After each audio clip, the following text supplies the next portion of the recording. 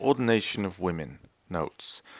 Romans 16:1 says, I commend to you our sister Phoebe, a deacon of the church in Cenchrea.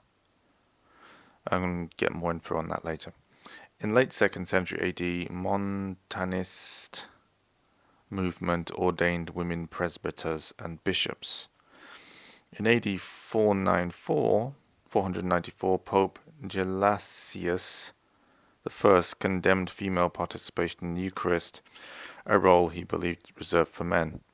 Some denominations allowed women to preach following Reformation claimed that authority of Bible exceeded that of church. Quakers founder George Fox believed inner light of Christ lived in men and women alike, arguing that before the fall, both man and woman were of God. Some Christians maintain that though men and women are equal, they are not identical, and such their roles are not interchangeable. Evangelicals place emphasis on infallibility of the Bible and as such base opposition on Pauline writings, epistles, which appear to demand male leadership in church. Some evangelicals look to Levitical priesthood and historic rabbinate. Catholics typically allude to Christ's choice of disciples as evidence for his intention for exclusively male leadership and apostolic succession as laid down by early Christian writer Tertullian. Supporters of women's ordination may point to the role of Phoebe and Junia, considered an apostle by Paul, the female disciples of Jesus, and the women at the crucifixion who were first to witness the resurrection of Christ. Mariavite movement, Mariavite, not Marianite, apparently, which is a breakaway Catholic movement, ordained 12 nuns as priests in 1929. Eastern Orthodox prohibition of women priests follows same reasoning as Catholic Church, or similar reasoning as Catholic Church. Some Orthodox scholars contend that female deacons were ordained in antiquity, although others maintain that such deacons were lay ministers. However, the Byzantine rite for laying on hands for deaconesses is parallel to that of a deacon's. In 2004, Orthodox Church in Greece voted to permit appointment of monastic deaconesses.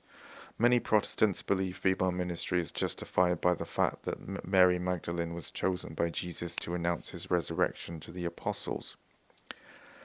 The Reformed and mainstream Protestant doctrine of the priesthood of all believers teaches that all believers are priests, and as priests they are to serve God. Thus there is no vocation more sacred than any other.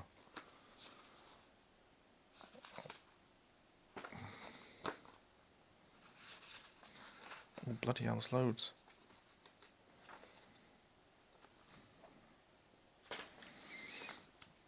Quakers have ordained women from founding in mid-17th century. Women's ministry has been part of Methodist Church for 200 years. Church of England licensed women to be readers in 1912. Junia or Junias. Junia appears in Romans. There is dispute surrounding Junia's gender and status as apostle, although she has been viewed as both female and an apostle, through most of Christian history as well as by majority of scholars. First texts regarding Junia as Junias come from 12th century, and first named author to describe Junia as male was what does that say? Giles of Rome in the 13th century. Some have identified Junia with a woman from Luke 8.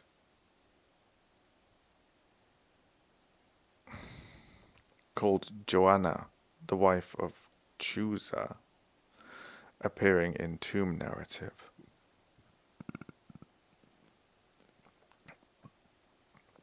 Paul's greeting in final chapter of Romans on Paul's greetings in final chapter of Romans, third of names are women. 1/3, I think that's supposed to say.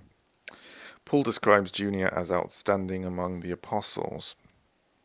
There is dispute over whether the original Greek reads as outstanding among the apostles or well known to the apostles.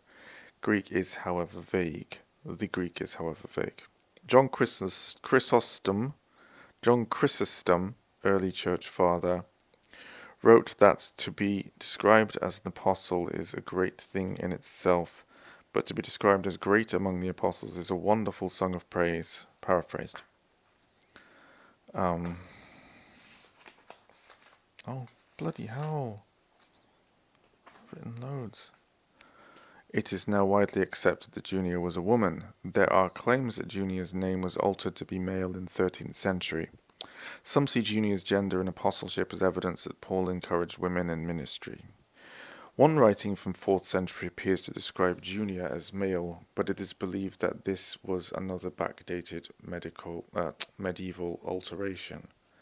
In 1512, Jacques Lefebvre also considered Junius a man, despite available Latin translation clearly stated the name was feminine. There are over 250 citations of the name Junia in antiquity, all of which have been found to refer to women. Orthodox tradition holds that Junia was a preacher to pagans and was martyred. Gender was accepted with objection.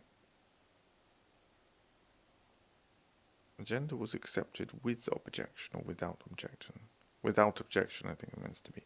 During first 12 centuries of the church. St. John Chrysostom, I don't know if he's a saint actually. John Chrysostom marveled at her devotion, saying she would have been counted worthy of being an apostle.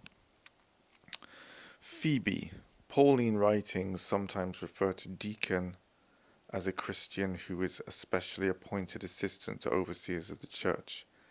At inaugural stage of church formation, it is premature to think of offices as being clearly defined.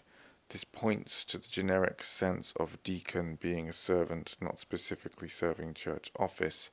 Some suggest Paul's use of deacon refers to duties extending to preaching and evangelization in case of Phoebe.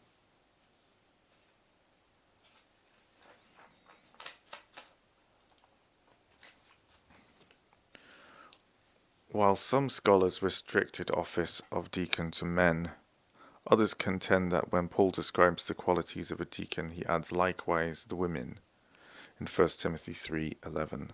It is thought Phoebe hosted a house church.